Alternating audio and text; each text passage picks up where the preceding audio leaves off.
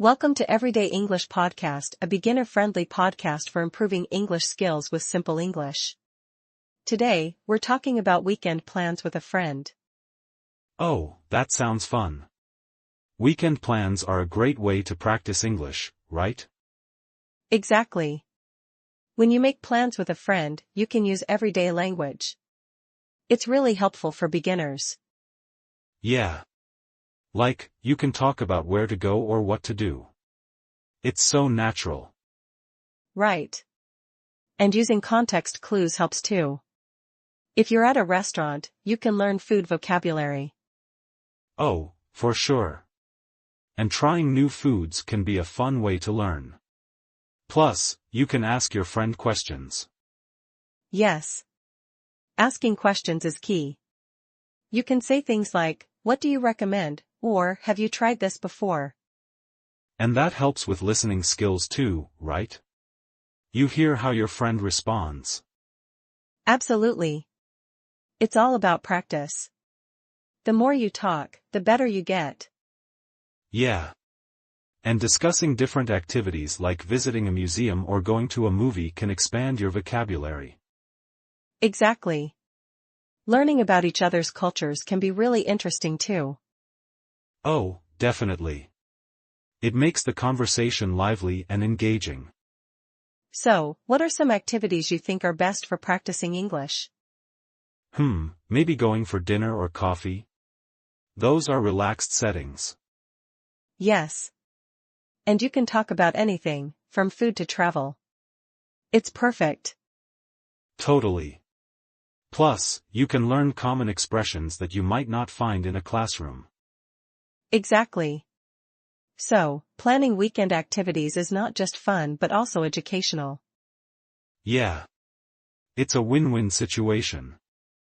You know, visiting a museum can be such a great activity for practicing English. Oh, absolutely. Museums have so much to offer. You can learn new vocabulary related to art, history, or science. Exactly. And when you read the descriptions of the exhibits, it helps with grammar too. Right. Plus, you can ask questions like, "What does this mean?" or "Who created this?"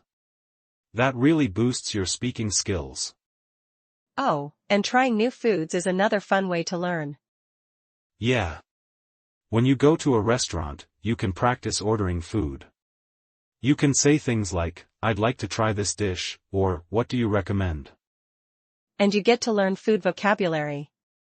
Like, what's the difference between grilled and fried? Exactly. And discussing flavors or ingredients can lead to interesting conversations about culture. Speaking of culture, sharing stories about where you're from can really enhance understanding. Oh, for sure. It makes the conversation more engaging. You can learn about traditions, holidays, and even local slang. And that's so valuable for listening comprehension. You hear different accents and expressions. Yeah. And when you talk about your own culture, it helps you practice speaking too. So, having dinner together can be a perfect mix of all these activities. Definitely.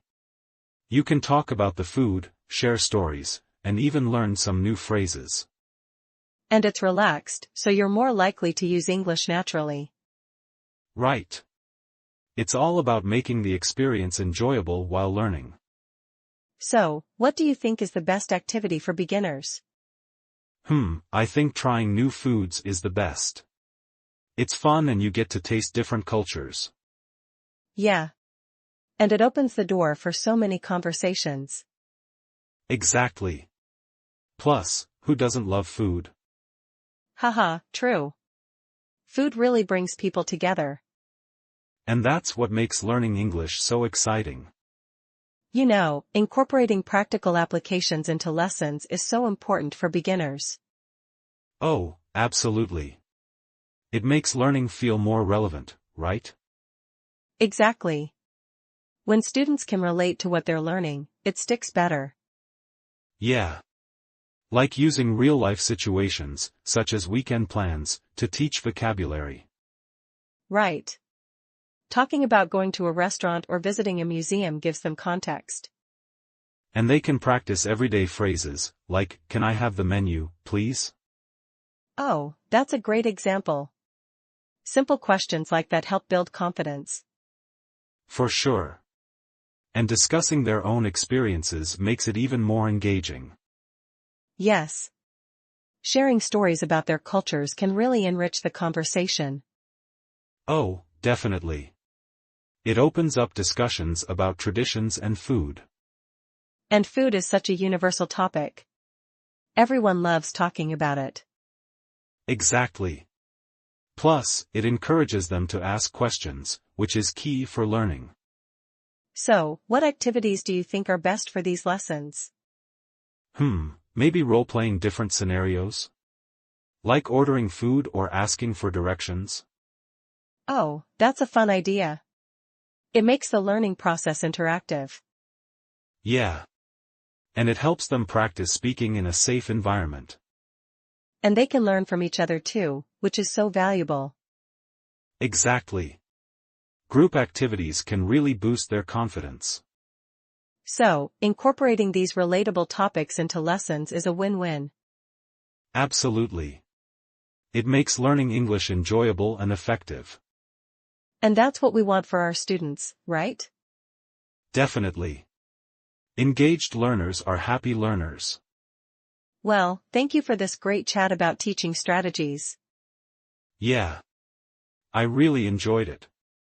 Thanks for sharing your thoughts. And to our listeners, we hope you found this conversation helpful. Yes. Keep practicing and have fun with your English learning. Goodbye everyone. See you next time.